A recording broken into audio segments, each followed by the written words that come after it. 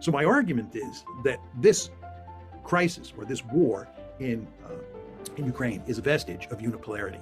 And in a multipolar world, what the United States should do is everything it possibly can to shut this war down, work to improve its relations with the Russians, and concentrate on dealing with China, which is a peer competitor and which is the real threat.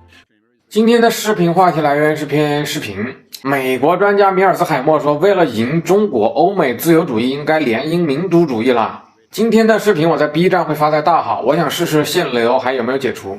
我才发现 B 站一个身份只能绑定一个账号，而且无法解绑。其实这还挺重要的，因为除非你用家里人的身份证绑定，要不然就永远不要想收益了。而且即使绑定了家里人的身份，以后可能出点什么事儿也会很麻烦。所以这里提醒大家，如果想要做一个博主，还是要爱惜自己的账号呀。先看视频。Your time. Can you kick us off? Your approach to international relations might be called realism as opposed to liberalism. Can you tell us what that means and how you go about viewing this very troubled world we live in, which we're going to talk about quite a bit? Sure.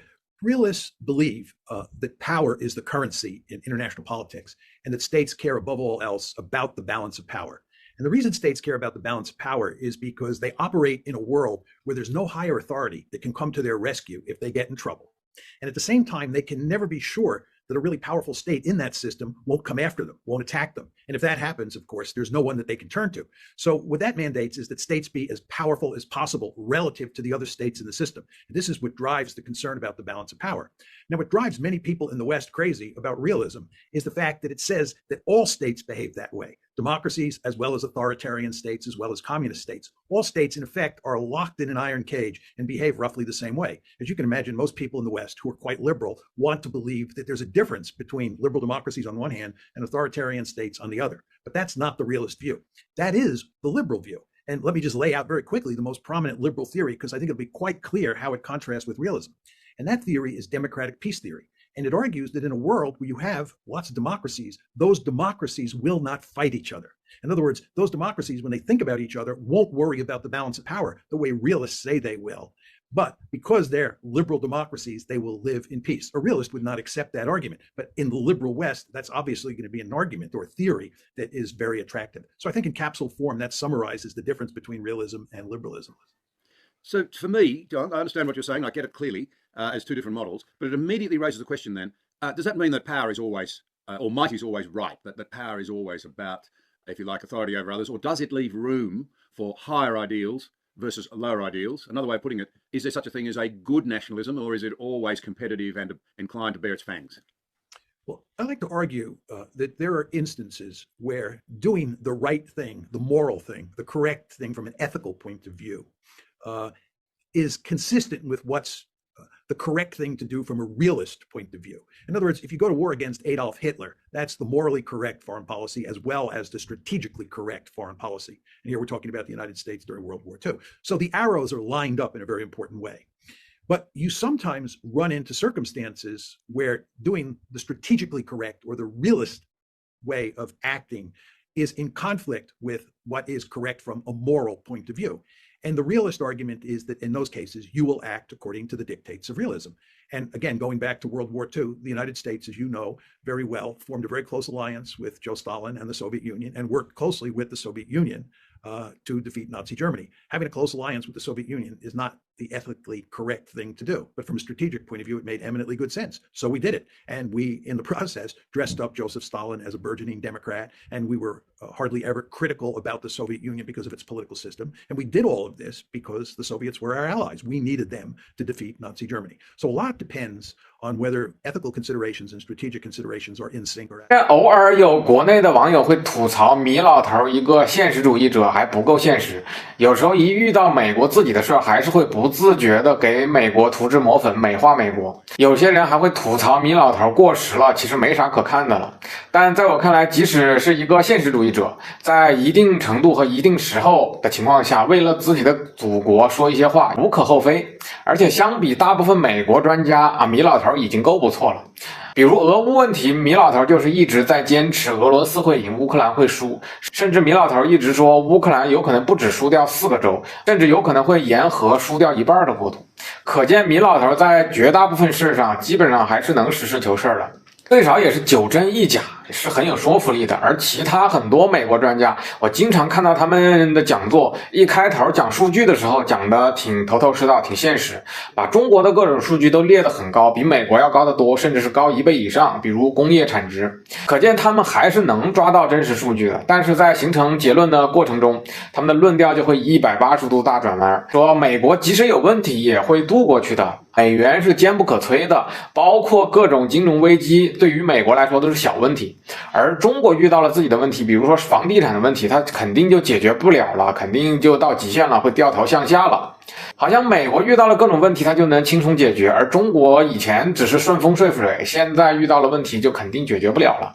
可现实明明是相反的，这几十年来中国不断一直在解决自己遇到的问题，而美国其实几乎没有靠自己解决过自己内部的问题，大多都是靠美元来转嫁，靠民主甩锅来拖延这些问题。这些傻逼专家讲的内容有5成真有5成假就不错了。相比来说，米老头讲的已经算是比较优质的内容了，偶尔还有比较令人耳目一新的东西，比如说这一期视频里他讲到所谓的自由主义应该和民族主义结合联姻了，这个论点在这些年来还真是很少听到，还是挺值得一看的。继续来看视频。 It has hardly anything to say about domestic politics, and I often make the case for a national system. So I see a quite clear firewall between domestic politics and international politics. Is that an argument for a good and a sound nationalism, if I can put it that way, in an age when nationalism's got a bad name, for good reason in many ways? But is there an argument to be made for a right nationalism, a good nationalism? Yes, and before I unpack my views on this subject, let me just say that we're now inside the state. We're talking about nationalism as a force inside a country like Australia or the United States. My basic view is that liberalism alone does not provide the necessary glue to hold a society together. Liberalism is predicated on the assumption that people cannot agree about first principles. And this is why liberalism preaches tolerance. The reason you have to have tolerance to make a liberal society work is because people do not agree about important questions involving the good life.